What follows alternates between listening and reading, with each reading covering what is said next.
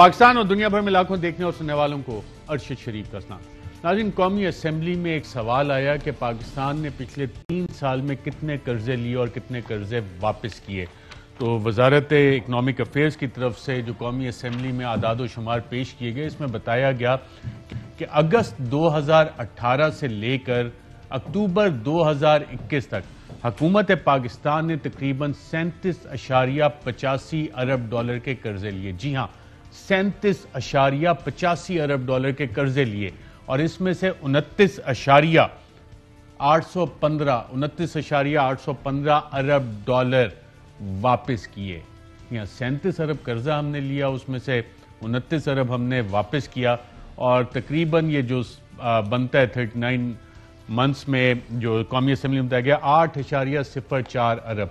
और जो सालाना अगस्त 2018 से 2021 तक कर्जा सालाना लिया जा रहा है वो तकरीबन 9.174 बिलियन डॉलर्स में ये कर्जा लिया जा रहा है। और ये लिया किस लिए जा रहा है नाज़रीन, और इसका मवाजना पेश किया गया पिछली हुकूमत के साथ भी, पाकिस्तान मुस्लिम लीग नवाज की हुकूमत के साथ, और उसमें बताया गया कि 2013 से 2018 तक 5 साल में नून लीग ने तकरीबन 49.76 तकरीबन 50 अरब डॉलर कर्जा लिया। जी हाँ, 50 अरब डॉलर कर्जा नून लीग की हुकूमत ने लिया 5 सालों में, और इसमें से वापस कितना किया, 27.07 अरब। और टोटल जो नेट इनफ्लो था वो बना 22.69 अरब डॉलर। तो नाज़रीन, इस वक्त पाकिस्तान की सूरत हाल ये है कि हम कर्जे ले रहे हैं और वो कर्जा लेके हम कर्जे वापस करते हैं, यानी कि साल के 9 अरब डॉलर अगर हम सिर्फ कर्जे की मद में वापस कर रहे हैं। जी हाँ, as a result the president had to pay 29.851 billion during August 2018 to October 2021, $9.174 billion per year. 9 अरब डॉलर तकरीबन 1.5 खरब, अगर 150 के हिसाब से भी हम लगाएं 1.5 खरब रुपया, 1500 अरब रुपया तो हम सिर्फ वैसे ही वापस कर रहे होते हैं जो हमने कर्जा लिया सालाना, और कर्जा लेके हम वापस कर रहे होते हैं। पाकिस्तान तहरीक इंसाफ की जब हुकूमत आई थी नाज़रीन, तो इन्होंने एक बनाया था डेट कमीशन, जो पता लग कराएगा कि पाकिस्तान में कितने कर्जे आए और हमने कितने वापस किए और ये कर्जा इस्तेमाल किधर हुआ, पाकिस्तान में किधर इस्तेमाल हुआ। लेकिन अभी तक वो डेट कमीशन की रिपोर्ट मंजर आम पे नहीं आई। इसकी कई वजूहात हो सकती हैं कि मंजर आम पे क्यों नहीं आई, क्योंकि पैसा तो मैंने और आपने वापस करना है जब हम पे ये इजाफी टैक्स लगते हैं। जैसा कि हाल ही में मिनी बजट में कहा गया कि जी हमने IMF से भी लोन लेना है और ये कंडीशंस हैं, तो मिनी बजट पास होना है, 300 अरब के नए इजाफी टैक्सेस लगने हैं, कर्जा हमें चाहिए और कर्जा ये लेके हमने यही कर्जा वापस भी करना है जो कि पिछले कई सालों से हम ले रहे हैं। लेकिन ये नहीं पता लगता कि ये कर्जा जाता किधर है। वो डेट कमीशन की रिपोर्ट गायब हो गई, उसकी वजह क्या है? क्या अगर वो डेट कमीशन की रिपोर्ट सामने आ जाती तो हमें पता लगता कि लग्जमबर्ग, अमेरिका, बरतानिया, मुत्तहिदा अरब इमारात, सिंगापुर और दुनिया के मुख्तलिफ ममालिकों में जो जायदादें बनी हैं, जो पैसे यहाँ से बाहर गए, कि उसका भी सुराग मिल जाता, या कि हमारी अशराफिया के तमाम तबके इस लूट मार में मिलजुल कर कार्रवाई डाल रहे थे और वो ये नहीं चाहते कि पाकिस्तानी अवाम को पता लगे कि ये जो कर्जे आते हैं और कर्जे जाते हैं, और इसमें प्राइवेट बैंक्स का भी एक यकीनन किरदार आता है, तो उस हवाले से लूट खसूट में किसको कितना हिस्सा मिला, बहुत सारी चीज़ें शायद छुपानी हो। जी हाँ, उस हुकूमत ने जो ट्रांसपेरेंसी का नाम लेके आई थी वो किधर गया, डेट कमीशन की रिपोर्ट, इस हवाले से भी जानेंगे। लेकिन ये सवाल नाज़रीन इसलिए भी अहम है कि जब हम देखते हैं, और पाकिस्तान मुस्लिम लीग नवाज को इस हवाले से फुल क्रेडिट जाता है, फुल 100 में से अगर आपका बस चले तो आप उन्हें 200 नंबर दें कि जनाब कन्विक्शन होने के बावजूद अपने मेन लीडर की, बाकी तमाम इनके लीडरान जो जमानत पे बाहर हैं, उन्होंने इतना इफेक्टिवली एक परसेप्शन बना दी कि जी हमसे तो अच्छा कोई है ही नहीं, हुकूमत में आएंगे तो हम आएंगे। शहबाज शरीफ अपने आप को प्रोजेक्ट करते हैं कि जनाब मैं अगला वजीर आजम बनने के लिए तैयार हूँ। हुकूमत कहती है कि एक नहीं, वहाँ तो 4 वजीर आजम बनने के लिए उस पार्टी में लोग तैयार बैठे हैं। तो पिछले 3.25 साल से जो करप्शन केसेस थे वो किधर गए, वो क्यों नहीं अपने मंतकी अंजाम तक पहुँच रहे? और क्या नून लीग की सारी क़यादत जो है बेल्स की वजह से, जमानतों की वजह से अपनी सियासत कर रही है? कौमी असम्बली में ये सवाल आया और उठाया गया कि जनाब इस वक्त पंजाब में तकरीबन 50,000 लोग जेलों में, खैबर पख्तूनख्वा में 10,000 12,000 लोग जेलों में, और पंजाब की जेलों में 32,000 ऐसे कैदी हैं जो कि इस वक्त जेल में और उनके केसेस इख्तिताम पजीर नहीं हुए, अंडर ट्रायल प्रिजनर्स, यानी कि अभी अदालतों ने उनके फैसले नहीं किए। अंडर ट्रायल प्रिजनर पंजाब की मुख्तलिफ जेलों में 32,000 ऐसे लोग हैं। और जब यही फिगर्स हम नाज़रीन देखते हैं कि खैबर पख्तूनख्वा में कितने हैं, तो पता लगता है कि 10,257 कैदी खैबर पख्तूनख्वा की जेलों में ऐसे हैं। और नून लीग की पूरी क़यादत आपको पता लगता है कि नाज़रीन जमानतों पे बाहर है और बाकायदा सियासत भी कर रही है। और गालिबन इसी तकरीर को जो कौमी असम्बली में आज हुई, एक बहुत अच्छे वकील हैं अबूजर सलमान खान न्याजी, उन्होंने ट्वीट करके बताया बाकायदा तौर पे अपने महल ख्यालात का जो उन्होंने इजहार किया कि पाकिस्तान में जो फौजदारी निज़ाम इंसाफ है वो गरीब आदमी के लिए तो तकरीबन इर्रेलिवेंट हो चुका है, और गरीब आदमी के लिए ये ज़्यादातर ओप्रेसिव है, जालमाना निज़ाम है। लेकिन यही क्रिमिनल जस्टिस सिस्टम जो है अमीर आदमी के लिए बहुत ज़्यादा रेलिवेंट भी है और उसको मुख्तलिफ तरीके से फैसिलिटेट करता है, इंस्ट्रूमेंट ऑफ फैसिलिटेशन है, उनकी मावनत करता है मुख्तलिफ तरीकों से। और जो कानून का एक रिकग्नाइज प्रिंसिपल है कि आप तब तक मासूम होते हैं जब तक कि आप गिल्टी प्रूव ना हो। ये सिर्फ पाकिस्तान में अमीर और ताकतवर लोगों के लिए कारआमद है, लेकिन गरीब लोगों के लिए यह है कि you are guilty and unless proven innocent, कि आप तो कसूरवार हैं जब तक कि आप इनोसेंट साबित नहीं होते, बेकसूर साबित नहीं होते। और इसी हवाले से उन्होंने ये भी कहा, मेरे ख्याल एक स्ट्रीम ऑफ थॉट चल रही थी कि हमारा फौजदारी निज़ाम इंसाफ सिर्फ ताकतवर और इन्फ्लुएंशियल और अमीर लोगों की मावनत करता है। पाकिस्तान में हज़ारों अंडर ट्रायल प्रिजनर्स जेलों में हैं, सड़ रहे हैं, और वो सिर्फ इस वजह से कि पाकिस्तान के गरीब तबके से हैं, जबकि पाकिस्तान में जो अमीर और ताकतवर लोग हैं उन्हें तकरीबन तमाम केसेस में बेल्स मिली हुई हैं। तो नून लीग की क़यादत की भी तकरीबन यही हालात हैं। हमने नाज़रीन कुछ चेक्स रखे थे, आज आपको मज़ीद तफसीलात बताएंगे कि मसरूर अनवर कौन है।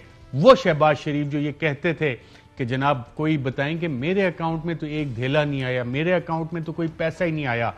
तो ये मसरूर अनवर करोड़ों रुपए शहबाज शरीफ के अकाउंट में डाल किस लिए रहा था, और क्या शहबाज शरीफ ने उस पैसे को इस्तेमाल किया, किधर इस्तेमाल किया, कैसे इस्तेमाल किया, ये भी नाज़रीन आपके सामने आज प्रोग्राम में थोड़ी तफसील के साथ रखेंगे। ये वो डॉक्यूमेंट्स हैं, बैंकिंग रिकॉर्ड है जो नैब के पास भी मौजूद है, FIA के पास भी मौजूद है, चलान्स की शक्ल में पेश भी हुआ। और ये वो चीज़ है कि जब आप किसी से पूछें, आपके पास से अगर नाज़रीन कोई 5,000 10,000 रुपए बरामद हो जाएं और आप पुलिस वाले को किसी चौकी पे नाके पे जवाब ना दे सके, तो आप हवालात में जाएंगे, आपको अपनी जमानत करवानी पड़ेगी। इन लोगों के करोड़ों अरबों रुपए अकाउंट से निकल आए, एक 16 अरब निकल आए, 32 अरब निकल आए, लेकिन ये जमानतों पर बाहर हैं। और फिर एक बाकायदा तौर पर प्रोजेक्ट किया जाता है जो कि आज हुकूमती वज़ीर आज़म के मामले खसूसी बराए सियासी कम्युनिकेशन डॉक्टर शहबाज गिल ने कहा कि जनाब ये जाते हैं किसी शरीफ आदमी से कोई चाय की प्याली पीते हैं, मिल के आते हैं और फिर कहते हैं कि जनाब हमारी डील हो गई है। बल्कि क्या कहा डॉक्टर शहबाज गिल साहब ने इस हवाले से, वो आपको नाज़रीन सुनाते हैं। और क्या दोबारा से एक सेफ पैसेज मांग रहे हैं, इस पर भी बात करेंगे। और क्या कहा शहबाज गिल ने, आइए देखिए। हमसे सवाल पूछा जाता है कि जी किससे डील मांग रहे हैं शरीफ। हमारी एक सकाफत है, हमारा एक कल्चर है, कोई शरीफ आदमी आपको अपने घर बुला लेता है, आपको चाय का कप पिला लेता है, आप बार बार उसके दरवाजे पे रोते हैं, दस्तक देते हैं मिलने के लिए, वो आपको मिल लेता है, आप बाहर आके रौला डाल देते हैं मुझे डील मिल गई। हर किसी से हर चीज मांगनी है, ये है शरीफ डॉक्टराइन। शरीफ क्यों फैला रहे हैं ये मिस इन्फॉर्मेशन? उसकी वजह यह कि शरीफों को नजर आ गया कि पार्टी के ऊपर टेक ओवर होने लगा, हम वीक हो गए। इस बार 4 की डील मांगी जा रही है, मरियम साहबा को, नवाज शरीफ साहब को, हमजा को, शहबाज शरीफ को बाहर जाने दिया जाए, पार्टी पीछे से दूसरे लोग जो हैं वो रन करें। ये जो 4 का ट्राइका है, इनकी भी ऑडियो आ रही है जी। एक तो अंदिया दिया डॉक्टर शहबाज गिल ने, एक ऑडियो आ रही है। लेकिन शहबाज शरीफ साहब क्या पहले भी बाहर जाना चाहते थे? जी हाँ, बिल्कुल। FIA ने तो इनको बाकायदा एयरपोर्ट पे, लाहौर एयरपोर्ट पे रोका था सुबह 4 बजे, जब ये फरार की कोशिश कर रहे थे। मई 2021 के ये नाज़रीन आप मनाजिर अपनी स्क्रीन पे देख रहे हैं कि साहब ने कहा पतली गली से मैं निकल जाऊं। वज़ीर आज़म गालिबन सऊदी अरेबिया के विजिट पे जा रहे थे, उन्होंने कहा पीछे कार्रवाई डाल के मैं निकल जाऊं, लेकिन FIA ने इनको रोक लिया। मरियम नवाज साहिबा भी बाहर जाना चाहती थी, बल्कि वो तो कहती हैं, यहाँ तक कहती हैं कि मुझे इस हुकूमत ने यरगमाल बना के रखा हुआ है। क्या कहती है, कहा मरियम नवाज ने पहले जब उन्होंने अपनी ख्वाहिश का इजहार किया था कि वो तो बाहर जाना चाहती थी। आइए देखते हैं। मैंने मियाँ साहब के साथ जाना चाहा, मैं ही ख्याल रखती थी उनका। मुझे एक सोचे समझे मंसूबे के तहत मियाँ साहब के साथ नहीं जाने दिया, तो मैं इस नतीजे पे पहुंची हूँ कि मुझे इधर एज हॉस्टेज रखा हुआ था। जी नाज़रीन, ये नून लीग की एक पुरानी टैक्टिक है कि जब हालात मुश्किल हों तो मुल्क से डील करके बाहर चले जाओ। गवर्नमेंट इन एग्जाइल जैसे शेख मुजीब ने बनाई थी, गवर्नमेंट इन एग्जाइल बनाओ, और बहुत सी हुकूमतें जब आप बाहर बैठे हो, अल्टरनेट लीडरशिप बैठी हो, तो आप वहाँ लंदन में बैठ के, किसी और मुल्क में बैठ के वापस आने के लिए बैरूनी ममालिक से आप इमदाद भी लेते हैं। फिर वो दोस्त ममालिक फ़ोन भी करते हैं कि जनाब देखो ये तो अच्छे लोग हैं, इनको छोड़ दें। लेकिन जो पैसा इनके अकाउंट्स में आया उसका हिसाब कौन लेगा? और 3.25 साल में ये हुकूमत इस पर क्यों फोकस नहीं कर सकी, इसका जवाब भी लेते हैं। फिर एक और केस राना शमीम का एफिडेविट, इस हफ्ते उस हवाले से भी शायद कोई बड़ी खबर भी नाज़रीन आए, लेकिन 20 तारीख को तो ये फ़र्द जुर्म आयद होनी है। जो एडिटर हैं द न्यूज़ के आमिर गौरी साहब, उन्होंने आज अदालत में दी कि जनाब मेरे साहबजादे की ग्रेजुएशन है तो मुझे बाहर जाने की इजाज़त है। लंदन वो गालिबन पहुंच चुके हैं। और ये केस की क्या तफसीलात है, लास्ट हियरिंग में क्या हुआ था, कुछ इसमें और कौन कौन से किरदार हैं, उस पर ही बात करेंगे। मैं अपने मेहमान का आपसे तारुफ करवा दूँ। इस बार स्टूडियो में हमारे साथ मौजूद हैं वज़ीर मुमलिकत बराए इत्तलात फ़ारूक हबीब साहब। बहुत शुक्रिया मिनिस्टर साहब प्रोग्राम में शिरकत करने के। एक तो मैं आपसे जानना चाह रहा हूँ, हर साल हम लोग 9.17 अरब के जो कौमी असम्बली में फिगर्स आई लोन्स वापस करते हैं। हमने एक कमीशन बनाया था पाकिस्तान तहरीक इंसाफ की हुकूमत ने, वो कमीशन की रिपोर्ट का क्या हुआ, किधर गई वो कमीशन रिपोर्ट? देखिए, जो कमीशन बनाया है, कमीशन की रिपोर्ट भी जरूर जो है वो सामने आएगी, उसके ऊपर भी काम हो रहा है। क्योंकि 6 महीने में आनी थी, अब तो तकरीबन 1.5 साल हो गए। एक लंबा एक डिटेल्ड जो है वो प्रोसेस है, उसकी जो तमाम तर चीज़ें हैं जहाँ तक पहुँच के डिटेल में डिग आउट करना है, उसके ऊपर कमीशन काम कर रहा है और उसकी रिपोर्ट बिल्कुल सामने लेकर आएंगे। हम तो हमेशा हर कमीशन की रिपोर्ट को सामने लेके आते रहे हैं, किसी ने इन डिटेल जाके इन चीज़ों के ऊपर काम नहीं किया जो हम काम कर रहे हैं, जो रियलिटी की तरफ आपने इशारा किया है। देखें, इस साल भी हमें 3000 अरब रुपये अरशद शरीफ का वापस करना है। 3400 अरब रुपया 18वीं तरमीम के बाद आपने सूबों को देना है। आज ही एक साहब जो है वो सेक्रेटरी हैं यूनुस धागा साहब, उन्होंने एक एडिटोरियल भी, एक अखबार में एक कॉलम भी लिखा है जिसमें उन्होंने कहा है कि 18वीं तरमीम के बाद जो है वो सूबे अमीर हो गए हैं, यानी कि सूबों के पास फंड्स हैं, वफाक के पास जो है वो अपनी कारोबार हुकूमत चलाने के लिए उस तरह पैसा जो है वो पीछे बाकी नहीं रहता। आपने 3000 डेट सर्विसिंग में देना है, 3400 अरब आपने सूबों को देना है, 6000 अरब आप टैक्स जमा करते हैं, तो -400 से तो आपका जो है वो डेफिसिट स्टार्ट होता है। और उसके आगे फिर आपने पेंशन देनी है, तनख्वाहें देनी है, उसके अंदर आपका डिफेंस का बजट है, उसके अंदर आपकी सब्सिडीज शामिल हैं, तो ये कुल मिला के आपका 4000 अरब रुपए का तकरीबन। और अगर ये 9 अरब डॉलर सालाना आप वापस ना कर रहे होते तो इस पे अवाम में क्या खर्च करते हैं? नहीं, आप फिर ये भी देखें कि हम जो वापस कर रहे हैं, और आपको एक फ़र्क भी देखें, हमारी जो मैनेजमेंट है वो कंपैरेटिवली PMLN से बेहतर है। आपने खुद बताया कि 50 अरब डॉलर उन्होंने 5 साल में लिए, 27 अरब डॉलर वापस किए, नेट 22 अरब डॉलर का इजाफा करके गए। जबकि आप हमारा देखते हैं 3-3.5 साल के अंदर जो है वो हम अभी तक जो है वो तकरीबन 29 अरब डॉलर जो है वो 29.5 अरब डॉलर जो है वो वापस कर चुके हैं। और हमने तकरीबन 9 अरब डॉलर का जो है वो उसमें इजाफा हुआ। और हमारा तो डेट टू GDP रेशो भी कम हुआ है, जो 85% से तकरीबन 80% के ऊपर आ चुका है। जहां पूरी दुनिया के कोविड के दौरान अरशद साहब 13% वर्ल्ड डेट में इजाफा हुआ है, हमारा 1.5% इजाफा हुआ है। हमने जो है वो बेहतर मैनेजमेंट की है। हम कोशिश कर रहे हैं कि हम खुद नसारी के तरफ जाएं, हम अपनी एक्सपोर्ट्स को बढ़ाएं। आपके इल्म में है कि हमारी एक्सपोर्ट्स इंशाल्लाह इस साल 30 अरब डॉलर को हिट करेंगी। तरसीलात ज़र जो है वो 30 अरब डॉलर पिछले साल आए, उससे हमने जो है वो डॉलर जनरेट किए। मिनिस्टर साहब, वजारत इत्तलात की नाकामी है कि अपोजिशन ने जो बयानिया बनाया कि जनाब ये नाअहल हैं, निकम्मे हैं, इनएक्सपीरियंस हैं, लोगों ने वो मानना शुरू कर दिया। और आप अगर ये 9 अरब डॉलर सालाना वापस कर रहे हैं तो ये आप कौम को क्यों नहीं बता सकते? ये हमने बिल्कुल जो है वो बताया है, आज भी बता रहे हैं, बल्कि आपकी भी मेहरबानी, आप इस चीज़ को जो है वो सामने लेकर आए हैं। देखें, बुनियादी तौर के ऊपर क्या है, एक ट्रेंड भी होता है, एक ट्रेंड बनाया जाता है, एक हॉस्टाइल सिचुएशन क्रिएट की जाती है जहाँ ये तासुर देने की कोशिश की जाती है कि गवर्नमेंट जो है वो कुछ नहीं कर पा रही। मैं आपके सामने फैक्ट्स रखना चाहता हूँ। मैं इनको ये कहता हूं कि मैं इनको चैलेंज करता हूं कि किसी हुकूमत को इन 4 चैलेंजेस का सामना करना पड़ा। अरशद साहब, इमरान खान पहली बार वज़ीर आज़म बनते हैं, वज़ारत उज़्मा का हलफ लेते हैं, पहली मीटिंग में पता चलता है कि आपके पास 15 दिन के बैंक रिजर्व्स बाकी बच गए। हमने उस वक्त नहीं बताया, हम बताते तो सारी मार्केट क्रैश कर जाती, लोगों का हौसला नीचे चला जाता। 7 अरब डॉलर के रिजर्व सागदार छोड़ के गए थे, बाकी रिजर्व सारे जो है वो मार्केट में झोंक के चले गए, करप्शन करके, लूट मार करके, बैरून मुल्क फ्लैट्स बना के बाहर ले गए। हमने मैनेज किया, हमने करंट अकाउंट डेफिसिट को मैनेज किया। दूसरा चैलेंज कोविड-19 का हमारे सामने आया, पूरी दुनिया की इकोनॉमीज नेगेटिव ग्रोथ में चले गई। हमने 4% ग्रोथ कोविड के अंदर की।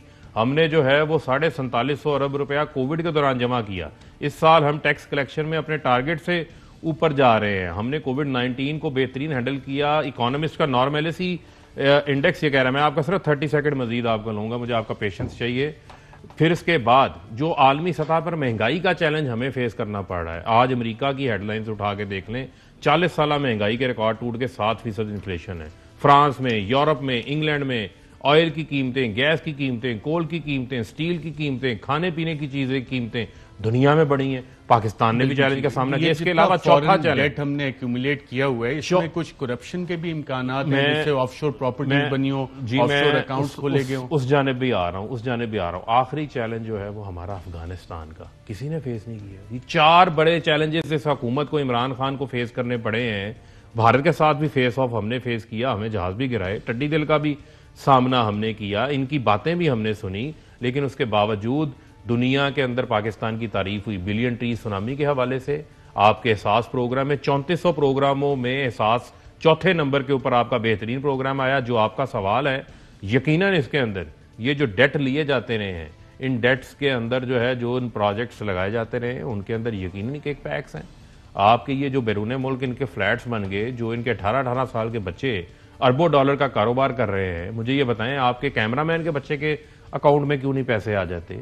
इसकी मकसूद चपड़ासी वाली किस्मत क्यों नहीं है? इनके 4-4 अरब क्यों नहीं आ जाते? अदील राजा के पास मसरूर अनवर क्यों नहीं है? ये शहबाज शरीफ के पास, हमजा शहबाज के पास, सलमान शहबाज के पास ही ये लोग हैं।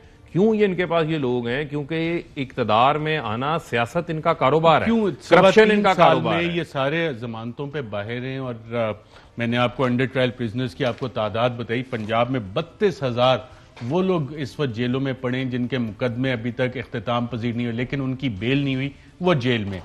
खैबर पख्तूनख्वा में 10,257 लोग, ये कौमी असेंबली में फिगर्स पेश हुई, ये जेल में मौजूद है, इनकी बेलें नहीं हुई।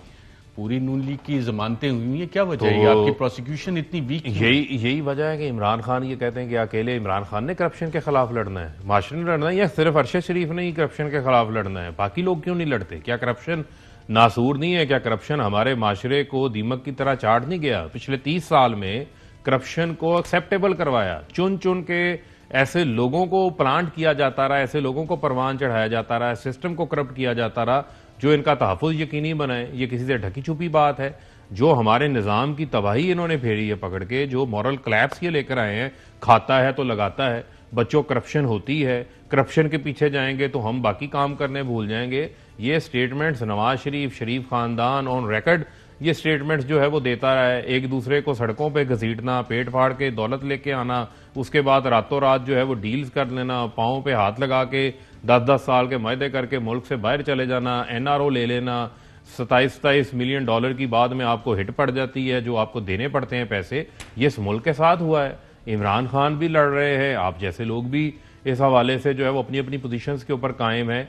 हमने सिस्टम को ठीक करना है जहां पर प्रॉब्लम्स हैं। ये आपने बिल्कुल, ये एक चार्जशीट है कि जहां इतने ज्यादा लोग जो हैं वो अंडर ट्रायल हैं, उनकी जमानतें नहीं हुई, तो इनकी जमानतें जो है वो क्यों हो जाती हैं? क्यों इनके लिए जो है वो इस किस्म का सिस्टम जो है वो आ जाता है? इसके खिलाफ हम भी खड़े हैं और हम जो है वो जुडिशल रिफॉर्म्स भी लेकर आ रहे हैं। वो बिल भी हमारा तैयार है, जिससे हमें उम्मीद है कि इंशाल्लाह पाकिस्तान के इस सिस्टम के अंदर भी जो है वो बेहतरी आएगी। नाज़रीन, एतजाज़ एहसन साहब पाकिस्तान के सीनियर सद्दान ने, उन्होंने कहा था कि एक शरीफ डॉक्ट्राइन है, और शरीफ डॉक्ट्रिन ये है कि ये लोग खाते हैं तो लगाते भी और माशरे के हर सेगमेंट को मुस्तफीद करते हैं। शहबाज शरीफ साहब जो डील और ढील की बातें करते हैं, माजी में हमने देखा जिसने भी डील की या ढील दी, उसने इस अरबों रुपए की करप्शन में कहीं ना कहीं अपने लिए या अपने ख़ानदान के लिए या अपने रिश्तेदारों के लिए कमीशन साइड पे किया, और वो कमीशन कहीं बाहर पे हुआ, कहीं पाकिस्तान में पे हुआ।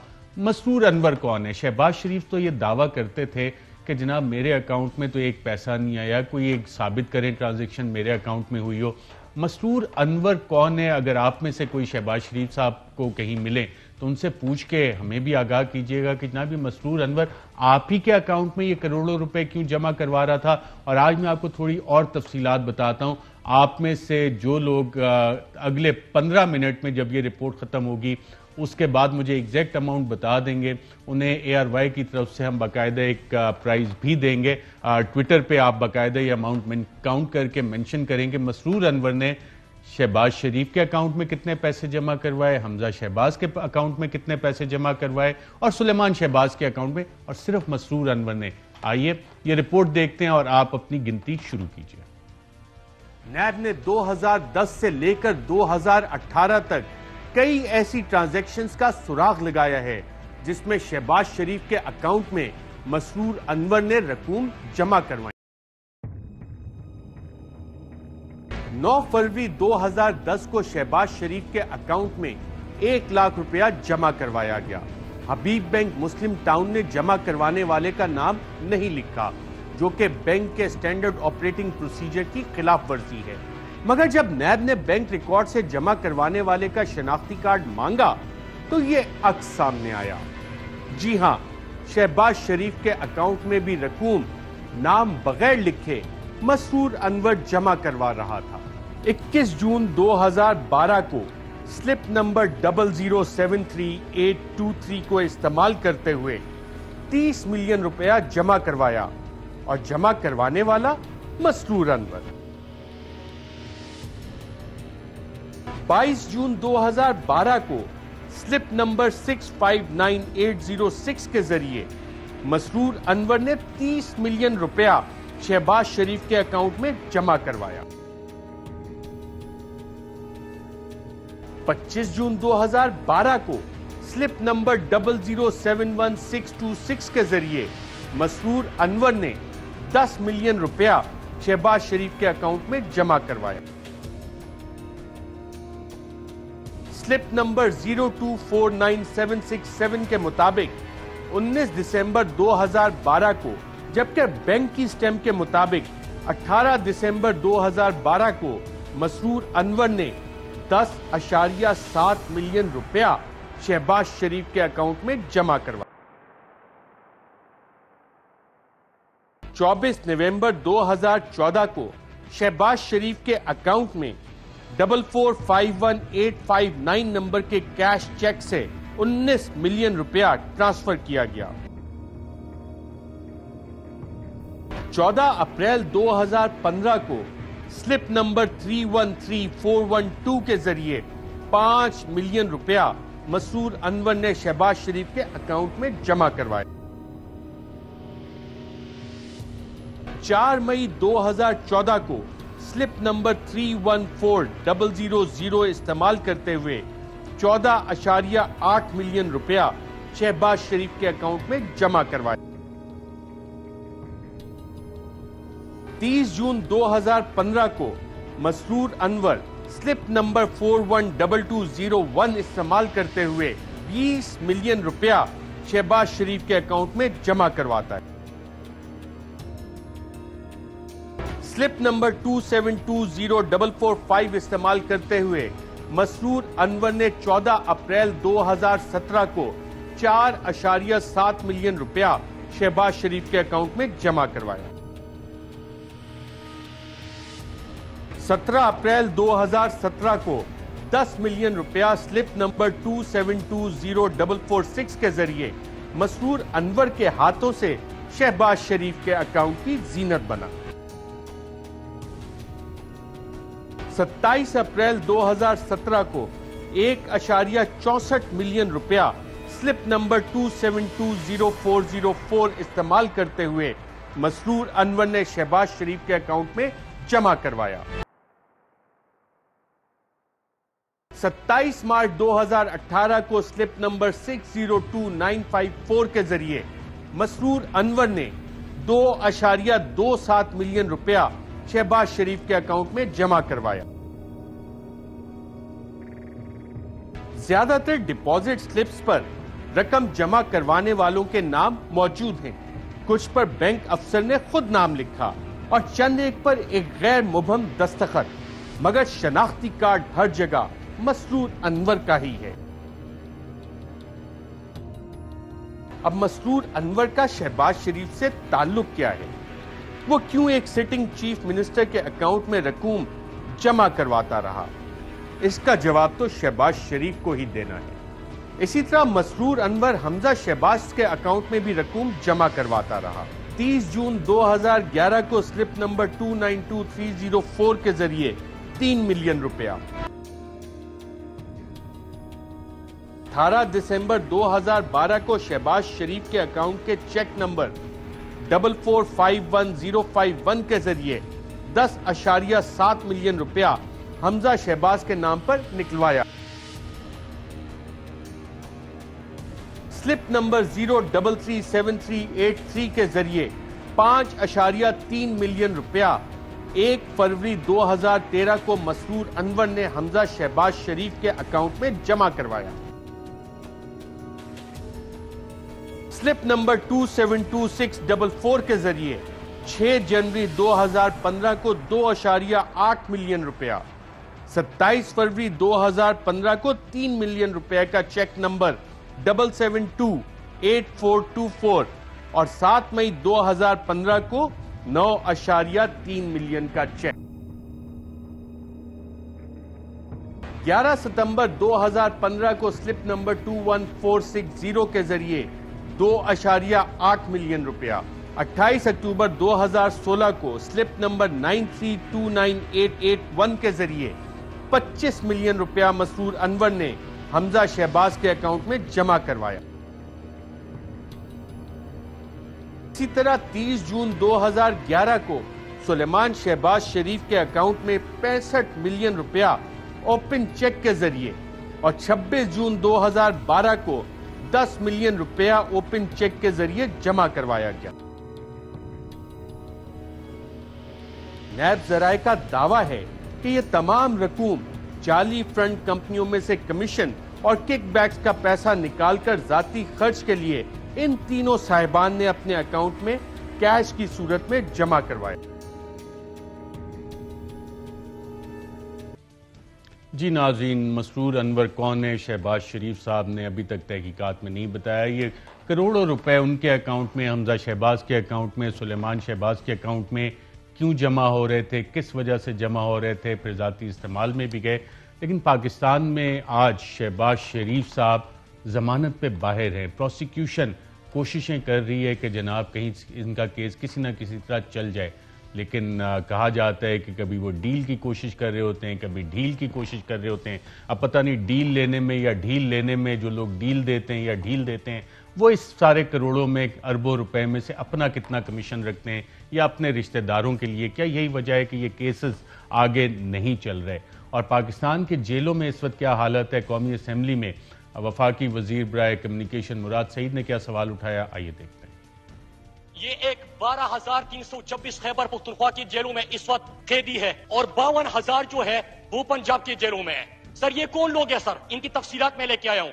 सर कोई भैंस चोर है, कोई मुर्गी चोर है, कोई मामूली चोर है। इसमें से पंजाब के अंदर 52,000 में से 51,468 वो कैदी है जिनको अभी सजा नहीं हुई, कोर्ट का फैसला नहीं आया, लेकिन जेलों के अंदर है। इसी तरह 12,000 में से जो खैबर पख्तूनख्वा की जेलों में चोर मौजूद है वो 10,257 का फैसला नहीं आया। लेकिन सर हमारे यहाँ क्या होता है कि अगर आप बड़े चोर हो, सुप्रीम कोर्ट से कन्वेक्टेड हो, तो फिर आप ऐवान में आपके लिए बात भी होगी, मीडिया के लिए रोजाना प्रेस रिलीज भी जारी होगा, आप विक्ट्री का निशान बना के उनके सामने भी पेश होंगे और जेलों से आपकी प्रेस रिलीज पेश होंगे। सर एक फैसला करे सर, ये डेटा मैं आपके सामने लेके आया हूँ। 52,000 जिनका फैसला नहीं आया पंजाब के जेलों में, 10,000 खैबर पख्तूनख्वा की जेलों में मामूली सजाओं में भैंस चोर, अंडे चोर, मुर्गी चोर के मुजरिम है। सर एक काम करे, उनके लिए भी ऐवान में तकरीरें शुरू कर दे, उनको भी मीडिया पे चलाना शुरू कर दे। मिनिस्टर साहब, ये इतने सारे अंडर ट्रायल प्रिजनर्स जेलों में और ये करोड़ों का हिसाब कौन देगा या ये इसी तरह मामला चलने इस मुल्क में? देखें, यही तो बात है कि वो बशीर साइकिल चोर जो है वो तो जेल में सड़ रहा है, उसके लिए तो कोई असेंबली में बात नहीं उठाएगा। पता नहीं उसने चोरी किस वजह से की थी, वो तो बीमारी से भी वहां पर जो है वो हालत मर्ग को पहुंच चुका है। कई ऐसे कैदी होंगे, लेकिन नवाज शरीफ को बाहर भी चले जाते हैं, शहबाज शरीफ की जो है वो जमानतें भी हो जाती हैं। ये वो लोग हैं जो इक्तदार में रहे हुए हैं, जिन्होंने इक़्तिदार में आकर अपने इक़्तिदार को नाजायज इस्तेमाल करके दौलत बनाई है, लूटमार की है। अरशद शरीफ साहब, आप तो बहुत बड़े हकाइक सामने लेकर आए हैं। ये जो मसरूर अनवर है, ये साल से शहबाज शरीफ के अकाउंट में पैसे जमा करवा रहा है। ये एक साल में नहीं कराए, 2008 में, 9 में, 10 में, 11 में, 12 में, 13 में, 14 में, जब तक वो वजीर आला रहे हैं पैसे जमा करवा रहा है। कभी 30 मिलियन जमा हो रहे हैं, कभी 29 मिलियन जमा हो रहे हैं। करोड़ों रुपए की रकूम उनके अकाउंट में जमा हो जाती है। शहबाज शरीफ से पूछो ये मसरूर अनवर कौन है, वो कहते हैं सलमान शहबाज बताएगा। सलमान शहबाज कहाँ है? सलमान शहबाज तो लंदन है। सलमान शहबाज ना पाकिस्तान आएगा, ना वो नैब को आगे बताएगा कि ये मसरूर अनवर कौन है। और शहबाज शरीफ ने जो है वो एक धेले की करप्शन नहीं की। ये इतनी मासूमियत है, ये कौम की आंखें भी खुली हैं, कान भी खुले हैं। ये जो शहबाज शरीफ हैं, ये करप्शन की टोटल, मैं कहता हूं, सरकंदा है। और ये करप्शन के आईजी लगे हुए हैं पाकिस्तान के अंदर। नवाज शरीफ ने जो करप्शन की है, ये शख्स तो कहता था मैंने एक धेले की करप्शन नहीं की। यहां जो करोड़ों अरबों के मामला निकल आए हैं, 7.5 अरब का टीटीज का केस है, 16 अरब रुपए का FIA का केस है, जहां पर 25-25 हजार, 20-20 हजार दरवाजा खोलने वाला, चाय पिलाने वाला जो मुलाजिम है, उसके अकाउंट में 1 अरब, 2 अरब, 3 अरब, 4-4 अरब रुपया उनके अकाउंट्स के अंदर आया है। ये इन्होंने ऐसी वारदातें डाली हैं, जो वारदातें मैं समझता हूं एक्सपोज हो चुकी हैं, बुरी तरह पकड़ी गई हैं। और मैं समझता हूं कि जिस अदालत के सामने ये केस है, उनको भी ये देखना चाहिए कि किस तरह इन्होंने इक़्तिदार का नाजायज इस्तेमाल किया, कौम की दौलत को लूटा। इनके खिलाफ किसी किस्म की कोई भी नरमी जो है वो नहीं निमटनी चाहिए। एक सादा सा सवाल, नाज़रीन के अकाउंट्स में अगर आपके पैसे आ जाएं तो पाकिस्तान का कोई इदारा आपको नहीं छोड़ेगा। हर कोई ये सवाल करेगा तुम्हारे अकाउंट में ये पैसे कहां से आए। लेकिन वो कहा जाता है कोयलों की दलाली में कुछ हाथ काले कुछ मुंह काला। तो कोयलों की जो दलाली कर रहे हैं, कुछ कालक उधर भी आएगी। अगर किसी ने ये कोशिश की तो वो भी हिसाब होगा कि यहाँ से जो खाता है, लगाता है, उसमें किसने कितना फायदा लिया, ये पैसा आ किधर से रहा था, किस तरह से, क्या इसको जाती इस्तेमाल भी लाए। ये तफसील आपके साथ शेयर करेंगे एक वक्फे के बाद। वेलकम बैक नाज़रीन। आप में से जो लोग अभी तक कैलकुलेट कर रहे थे कि मसरूर अनवर ने कितने करोड़ और कितने लाख शहबाज शरीफ, हमजा शहबाज और सलमान शहबाज के अकाउंट्स में जमा करवाया, अभी भी 10 मिनट आपके पास हैं। अगर आप ट्विटर पे या फेसबुक पे हमें अमाउंट बता सकें तो यकीनन हम आपको एक इनाम भेजेंगे। लेकिन नाज़रीन, क्या ये पैसा जो वो शहबाज शरीफ जो ये कहते हैं कि जनाब मेरे अकाउंट में 1 रुपया साबित कर दें, क्या उन्होंने इस पैसे को इस्तेमाल भी किया? जी हाँ, उन्होंने विस्पिंग पाइन में अपनी अहलिया के लिए इसी पैसे से जायदाद भी खरीदी। और ये पैसा मसरूर अनवर कहां से निकाल के क्यों इनके अकाउंट्स में जमा करवा रहा था और दीगर जराए क्या थे, आइए देखते हैं। गुड नेचर कंपनी के अकाउंट से रकूम निकलवाने वाला कोई और नहीं, शरीफ ग्रुप का एक मुलाजिम मसरूर अनवर ही था। 29 मार्च 2017 को Masroor Anwar good nature company के अकाउंट से 19 मिलियन रुपया कैश निकलवाता है और 14 अप्रैल 2017 को शहबाज शरीफ के अकाउंट में 4.7 मिलियन रुपया जमा करवाता है।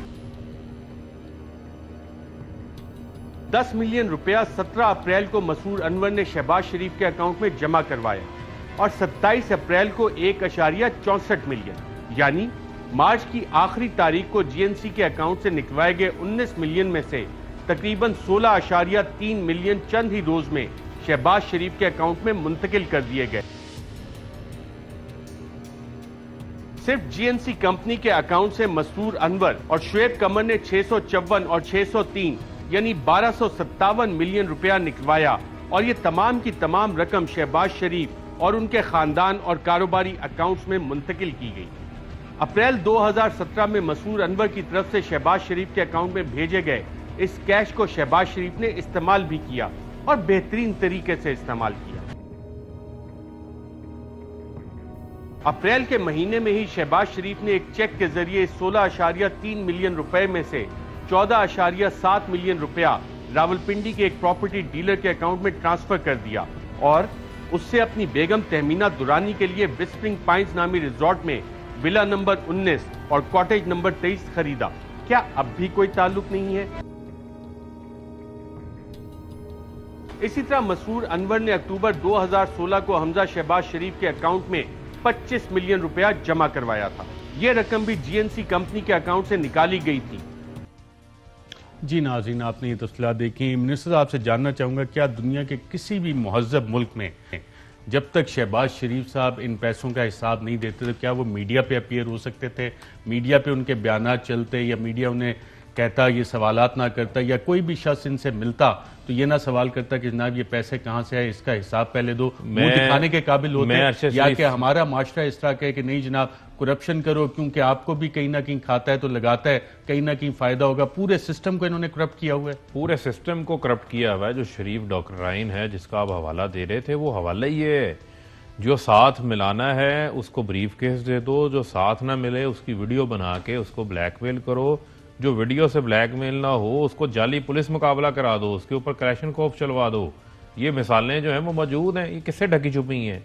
लेकिन मुझे आप ये बताएं कि मैं आपकी टीवी शो से आज अपील करना चाहता हूं कि शहबाज शरीफ जहां कहीं भी नजर आए, जिसको कहीं भी नजर आए, वो उनसे ये सवाल पूछें कि आपने एक धेले की करप्शन नहीं की थी। ये मसरूर अनवर जो गुड नेचर नामी कंपनी है जिसका आप हवाला दे रहे हैं, वो वहां से पैसे निकालता है, निकाल के शहबाज शरीफ के अकाउंट में डाल देता है। शहबाज शरीफ सिर्फ ये बता दें कि ये मसरूर अनवर कौन है, ये कौन है मसरूर अनवर जो इनके अकाउंट के अंदर आके पैसे डालता रहा है, ये कौन सा ऐसा आसमान से पैसे लेकर आता था, इसके पास कौन सा ऐसा कानून का खजाना था जो शहबाज शरीफ के अकाउंट में आके पैसे डालता था, जो पाकिस्तान के किसी और शहरी के अकाउंट में पैसे नहीं डालता था। ये शहबाज शरीफ का कैश बॉय अगर नहीं है तो शहबाज शरीफ इस बारे में खामोश क्यों है? आज पूरी कौम शहबाज शरीफ से ये सवाल पूछ रही है कि मसरूर अनवर नामी शख्स कौन है जो इनके अकाउंट में कैश पैसे जो है वो जमा करवाता रहा है। और मीडिया पे भी ये सवाल होना चाहिए। अब शहबाज शरीफ असेंबली में भी आएंगे, उनसे तकरीर नहीं करने दी जाएगी, उनको यही सवाल पूछा जाएगा कि मसरूर अनवर का बताएं कि मसरूर अनवर कौन है। और मीडिया कैसे उनको ग्लोरीफाई कर सकता है? मीडिया ये सवाल पूछे कि एक शख्स जिसके ऊपर चोरी है, जिसके ऊपर करप्शन है, जिसके बच्चे मुल्क से फरार हैं, उनको आप ग्लोरीफाई करते हैं, उनको आप एयर टाइम देते हैं, उनकी आप तकारीरें चलाते हैं, वो हमें जो है वो मॉरल वैल्यूज के ऊपर भाषण देते हैं। ना उसमें आपने टोकरों का जिक्र हुआ, जो ऑडियो लीक्स आई, डायरेक्शन होती हैं, तो वो शरीफ डॉक्टराइन का पार्ट हो गया ना। लेकिन अरशद शरीफ साहब, एक बात पे तो आज फैसला होना चाहिए ना। ये जो रसीदें आपने दिखाई हैं आज, मुझे ये बताएं, ये जो रसीदें हैं, ये वाली रसीदें जो हैं, ये जो रसीदें आप टीवी पे बार बार दिखा रहे हैं, ये डॉक्यूमेंट्स क्या पाकिस्तान के हर एंकर को नजर नहीं आते? क्या पाकिस्तान के हर मीडिया पर्सन को नजर नहीं आते? क्या ये अरशद शरीफ को ही नजर आते हैं? क्या ये सिर्फ जो है वो पीटीआई ही का काम है, या पाकिस्तान के हर शहरी का, मीडिया का, हर शख्स का ये फर्ज है? क्या उनका पैसा नहीं लुटा हुआ? वो भी इसके ऊपर बात करे ना। कल सारे टॉक शोज इसके ऊपर होने चाहिए कि मसरूर अनवर कौन है। मुझे ये बताएं, शहबाज शरीफ जब तक नहीं बताते वो मैं आपको बता देता हूं, वो किस चीज उनकी मीडिया पे उनकी फिर आवाज नहीं आनी चाहिए। होंगे वो मैं आपको बता देता हूं। मरियम नवाज ने अब से कुछ देर पहले एक ट्वीट किया कि I am like a come back kid, you can't keep me down for long. और साथ जो पाकिस्तान से मफरूर अदालतों को कन्विक्टेड शख्स है उसकी तस्वीर लगाई हुई है। तो कल टॉक शोज आपके इस पे होंगे। इस बात का मतलब क्या है, क्या कहना चाह रही है मरियम नवाज साहब? इस बात का मतलब ये है कि वो ये कह रहे हैं कि आप, हमारा जो निज़ाम है उस निज़ाम के अंदर हम जितनी मर्जी चोरी कर लें, हम लूटमार करें, हम सबको साथ में लाएंगे और मिला के हम ये कहेंगे कि हमारे खिलाफ इंतकामी कार्रवाई हो रही है। यानी ये इनका फंडा है, इक़्तिदार पे आओ, लूटमार करो, फिर को इंतकामी कार्रवाई हो रही है। ये इंतकामी कार्रवाई नहीं है, ये एहतसाबी कार्रवाई है आपके खिलाफ। जो आप मुल्क को लूटते रहे हैं, मुकमुका करते रहे हैं, उसकी कीमत आज वो गरीब आदमी अदा कर रहा है। आज इस मुल्क की एक्सपोर्ट्स कहाँ पे होती, आज इस मुल्क के इदारे कहाँ पर होते, आज इस मुल्क के अंदर जो है वो तरक्की याफ्ता मुल्क पाकिस्तान होता जब शरीफ खानजान जैसे तोहफे पाकिस्तान को ना मिले होते, जो ये चोरी का डॉक्ट्राइन यहाँ पे कायम ना करके गए होते, जिन्होंने 30 साल से करप्शन को जो है वो लोगों को एक्सेप्टेबल करवाने की पूरी कोशिश की है। इसी वजह से मैं कहता हूं ये कौमी मुजरम है, ये इन्होंने बहुत बड़ा जो जुर्म किया है, ये कौमी मुजरम है। लेकिन मुझे तो सिर्फ एक चीज का जवाब चाहिए कि मसरूर अनवर कौन है। मसरूर अनवर और नैब प्रोसिक्यूटर आज मरियम नवाज के केस में उन्होंने फिर इल्तवा मांगा, तो इधर से मरियम नवाज ने क्या कहा कि जनाब नैब को क्या हो गया, आइए देखते हैं। जब से अदालत ने, जजेस ने मेरी ओनरशिप का सवाल उठाया है, तब से नैब एक के बाद एक बहाना लेकर फरार हासिल करने की कोशिश में है और काफी लंबा नैब का कोविड हो गया है। अल्लाह ताला उनको सेहत दे, लेकिन मैंने कभी इतना लंबा कोविड देखा नहीं। 1 महीने के बाद आज हियरिंग थी, तो आज भी उन्होंने कहा कि I have been literally pulled out of bed और मुझे जबरदस्ती आज बेड से निकाल के लाए हैं, तो मेरे से शायद आर्ग्यू नहीं होगा। तो फिर उन्होंने एडजर्नमेंट मांग ली है। तो मैं तो बड़ी हैरान हूँ कि ये वही नैब है जिसने अभी 2 महीने पहले ये दरखास्त दी थी कि डे टू डे हियरिंग होनी चाहिए और इस केस का जल्दी फैसला होना चाहिए। अब जब से सबूत मांगे हैं जजेस ने, अदालत ने, तो ये एक के बाद एक बहाना सामने आ रहा है। जी नाज़रीन, मोज़ैक फ़ोंसेका पनामा पेपर्स में मरियम नवाज की बेनिफिशियल ओनरशिप सामने आई थी। सुप्रीम कोर्ट के फैसले में लिखा गया और वो तमाम दस्तावेज़ात BVI से बाकायदा तौर पे ऑथेंटिकेट करके पाकिस्तान भी आए थे। नैब वाले क्यों बार बार इल्तवा मांग रहे हैं? मुझे लगता है कोई रिपीट फिल्म चल गई है। रिपीट फिल्म ये चल गई, रिपीट का बटन दबा दिया है मरियम ने। जो सबूत, जो सवालात, जो सोर्सेज इनसे मांगे जा रहे हैं, बारे सबूत तो इनके ऊपर है, इन्होंने बताना है। 4 फ्लैट्स तो इनके हैं, ये कह रही हैं जी नैब नहीं जमा करवा रहे। मैं तो नैब को भी कहूंगा कि कोई आप जो है वो अकाउंटेबिलिटी का इदारा है, आपकी ये जिम्मेदारी है। आपके खिलाफ तो अपीलें दायर की हैं इन्होंने, आप एहतसाब अदालत ने जो है वो सजाएं दी, जो रेफरेंस तो नैब नहीं बनाया हुआ था, तो नैब उसे जो है वो मुंतकी अंजाम तक पहुंचाए जैसे भी इनको पहुंचाना है। ये तो मरियम सफदर तो खुद 3 साल से इल्तमाएं ले रही थी, 15 बार तो इन्होंने इल्तमाएं ली है। वकला ये चेंज करते रहे, वकला 2 साल से जमानत पे सियासत कर रही है, जमानत पे सियासत भी कर रही है और सियासत नहीं कर रही, हर्जा सराई कर रही हैं, अपनी करप्शन को जस्टिफाई करना चाहती हैं। अरशद शरीफ साहब, जो बात शहबाज शरीफ पे लागू होती है वो मरियम के ऊपर भी लागू होती है। ये किसी मुल्क में ऐसा नहीं है। मुझे आप ये बताएं ना, इमरान खान पे क्यों नहीं करप्शन निकलती ना? बताएं इमरान खान पे क्या करप्शन है? 3-3.5 साल से इमरान खान वजीर आजम है, एक इमरान खान के ऊपर करप्शन का ये स्कैंडल नहीं निकाल सके। पहला वजीर आजम है जो 40 साल कमाई का हिसाब देख के आया, 60 डॉक्यूमेंट जमा करवाए, उन्होंने नहीं कहा मेरे खिलाफ इंतकामी कार्रवाई हो रही है। हर चीज जो है वो ओपन है, अपने भी आते हैं तो उनके खिलाफ भी कार्रवाई करते हैं, उनके खिलाफ भी इंक्वायरीज होती हैं।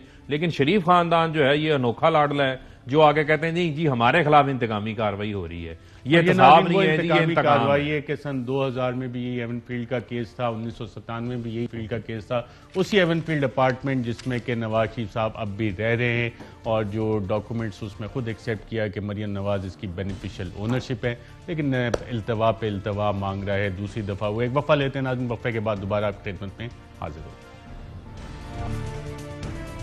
वेलकम बैक नाज़रीन। राना शमीम एफिडेविट केस में द न्यूज़ अखबार के एडिटर आमिर गौरी साहब ने 20 तारीख को चार्जेस फ्रेम होने थे कंटेम्प्ट ऑफ कोर्ट के, तो उन्होंने 20 तारीख को हाजिरी से इस्तिस्ना मांगा। एप्लीकेशन में कहा है कि जनाब मेरी बरतानिया में बेटे की ग्रेजुएशन है, साथ उन्होंने मेडिकल चेकअप भी करवाना है, तो इसलिए 20 तारीख को आमिर गौरी साहब को इस्तिस्ना दिया जाए। तो उनकी बाज़ाब्ता तौर पर एप्लीकेशन आ गई है। पिछली तारीख पर नाज़रीन जब फ़र्द जुर्म आयद होनी थी तो मीर शकील रहमान साहब के ख़ानदान में चंद लोगों को कोरोना हो गया था, ये अदालत को बताया गया और फ़र्द जुर्म आयद नहीं हो सकी थी। अब इस दफ़ा दोबारा जो रिटन ऑर्डर है उसमें 20 तारीख को फ़र्द जुर्म आयद करने के अहकामात थे और पिछली जो हेयरिंग हुई थी उसमें चंद ऐसे हक़ाइक़ सामने आए थे कि क्या अदालत को इन्फ्लुएंस करने की कोशिश की गई। जो अदालती हम ऑर्डर आपको बता चुके हैं, जो कार्रवाई हुई थी वो क्या थी, आइए देखते हैं। जंग अखबार सहाफ़ती तंजीमों से मुतालिक खबरें छाप रहा है। जंग अखबार की खबरें केस पर असरअंदाज होने की कोशिश हैं। चीफ जस्टिस अतहर मिनल्ला ने सवाल किया कि बयानात देने वाली आलमी तंजीमों को आपने हाई कोर्ट का आखिरी ऑर्डर भेजा, क्या आप अब इस अदालत को आलमी सतह पर बदनाम करना चाहते हैं? आपने जवाब में लिखा है कि मुझे बयान हल्फी के सच या झूठ का नहीं मालूम था। चीफ जस्टिस अतहर मिनल्ला ने कहा कि मुझे हर दफा लंदन की अदालत की मिसाल देनी पड़ती है। उन्होंने सवाल किया कि मीर शकील रहमान क्यों अदालत में मौजूद नहीं हैं। अदालत ने मीर शकील रहमान की अदम हाजिरी पर बरहमी का इजहार भी किया। अंसार अब्बासी ने अदालत को बताया कि मीर शकील रहमान और उनकी बेगम को कोरोना वायरस हो गया है। चीफ जस्टिस अतहर मिनल्ला ने कहा कि आपने अदालती सवालों का जवाब देना है। इस पर अंसार अब्बासी ने कहा कि अदालत के सवालों का जवाब राना शमीम ने देना है। चीफ जस्टिस अतहर मिनल्ला ने कहा कि अंसार अब्बासी ने ज़ेर अल्तवा केसेस के बारे में अखबार में लिखा, आपका अपना केस ज़ेर समात है। एक बार फिर मीर शकील रहमान के अखबार ने तौहीन अदालत की है। चीफ जस्टिस अतहर मिनल्ला ने रिमार्क्स दिए कि अंसार अब्बासी को बहुत समझाने की कोशिश की। चीफ जस्टिस ने कहा कि अंसार अब्बासी, आप बार बार कह रहे हैं कि मुझे सच झूठ नहीं मालूम था। चीफ जस्टिस का यह भी कहना था कि यह तासुर पैदा करने की कोशिश की गई कि अदालत दबाव में आ सकती है। इस अदालत को आजादी सहाफत का सबसे ज्यादा एहसास है। चीफ जस्टिस अतहर मिनल्ला ने अंसार अब्बासी से सवाल किया कि आप कह रहे हैं कि राना शमीम ने जो हल्फिया बयान दिया वो झूठा भी हो सकता है। अंसार अब्बासी, आपने फिर भी ये खबर छाप दी। अंसार अब्बासी ने अदालत से कहा कि जफर अब्बास ने ट्वीट किया कि अगर बयान हल्फी मेरे पास होता तो मैं भी छाप देता। चीफ जस्टिस अतहर मिनल्ला ने कहा, शुक्र है जफर अब्बास ने नहीं छापा, वरना तौहीन अदालत के जुमरे में आता। चीफ जस्टिस के इस रिमार्क्स पर अदालत में मुस्कुराहटें फैल गईं। चीफ जस्टिस अतहर मिनल्ला की ऑब्जर्वेशन भी सामने आई कि अंसार अब्बासी का कहना है कि अगर झूठ भी हुआ तो भी अखबार में छापना है। अदालती माविन फैसल सिद्दीकी ने कहा, अंसार अब्बासी थोड़ा इंतजार करते और मजीद मालूमात हासिल करते। रिकॉर्ड में ऐसा कुछ नहीं जिससे साबित हो कि ये तौहीन अदालत के मुर्तकिब हुए। अदालती माविन ने कहा कि मैं अंसार अब्बासी से दरख्वास्त करता हूँ कि ये अपने मौकिफ से हट जाएं। अंसार अब्बासी ने अदालत से दरख्वास्त की कि चार्ज फ्रेम ना किया जाए। चीफ जस्टिस अतहर मिनल्ला ने कहा, चार्ज फ्रेम होगा तो ही अदालत आपको सुनेगी। PFUJ के सेक्रेटरी जनरल नासिर जैदी ने अदालत से कहा कि चार्ज फ्रेम ना करें, कोई दरमियानी रास्ता निकाल दें। चीफ जस्टिस अतहर मिनल्ला ने कहा, कुछ बैनुल अक़वामी इदारे तो इस अदालत पर इजहार राय पर पाबंदी के इल्जामात लगा रहे हैं। राना शमीम के वकील लतीफ आफरीदी ने अदालत से कहा कि मेरे मौक्किल राना शमीम ने बयान हल्फी किसी को नहीं दिया था। अटॉर्नी जनरल खालिद जावेद खान ने अदालत को बताया कि काफी अरसे से मखसूस तरीके से एक बयानिया पेश किया जा रहा है। ये केस और Firdous Ashiq Awan case criminal contempt case था। अटॉर्नी जनरल खालिद जावेद खान ने अदालत से कहा कि अंसार अब्बासी या कोई और सहाफी नहीं बल्कि उनके इदारे इन मामलात में मुलव्विस हैं। अटॉर्नी जनरल खालिद जावेद ने अदालत को बताया कि यह बयान हल्फी नहीं बल्कि एक बयानिया है। उन्होंने कहा कि अगर आज कोई और बयान हल्फी आ जाए तो अंसार अब्बासी और आमिर गौरी पहले इसकी इंक्वायरी करेंगे। अटॉर्नी जनरल ने अदालत से इस्तदा की कि राना शमीम के खिलाफ चार्ज फ्रेम किया जाए, अंसार अब्बासी और दीगर को केस में आगे लेकर जाएं। अटॉर्नी जनरल ने अदालत से यह भी कहा कि अदालत के सामने गलती का एतराफ करने से इज्जत में इजाफा होता है। चीफ जस्टिस अतहर मिनल्ला ने कहा, एक तौहीन अदालत के मुर्तकिब पाने वाला नहीं। चीफ जस्टिस अतहर मिनल्ला ने कहा कि आइंदा समाअत तक इनको सोचने का वक्त देते हैं। अदालत ने समाअत 20 जनवरी तक मुलतवी कर दी। जी नाज़रीन, 20 जनवरी तक फर्द जुर्म आयद करने की समाअत मुलतवी हो गई। और आज के प्रोग्राम में इतना ही। State minister for information Farooq Habib साहब और आप सबका नाज़रीन शुक्रिया। इजाज़त दीजिएगा, अल्लाह हाफ़िज़। अहम तरीन खबरें अब एक क्लिक की दूरी पर। आपके पसंदीदा टॉक शोज हों या अहम मुल्की या गैर मुल्की शख्सियात की न्यूज कॉन्फ्रेंसेस, हर लम्हा बाखबर रहने के लिए सब्सक्राइब करें हमारा YouTube चैनल। मौसम की सूरत हाल हो या खेल के मैदान से खबरें, अपने मोबाइल फोन से मुल्की और बैनुल अक़वामी अहम खबरों तक रसाई के लिए डाउनलोड कीजिए मोबाइल ऐप। बावसूख ज़राए से मुसद्दिका खबरों, तज्ज़ियों और तबसरों से मुस्तफ़ीद होने के लिए विजिट कीजिए पाकिस्तान की सबसे बड़ी न्यूज वेबसाइट www.arynews.tv। इन सब के अलावा पाकिस्तान का सबसे बड़ा फेसबुक पेज हो, सबसे बड़ा न्यूज इंस्टाग्राम अकाउंट या फिर ट्विटर, ARY न्यूज पहुंचा रहा है खबरें सबसे पहले आप तक, ताकि आप रहें हर लम्हा बाखबर।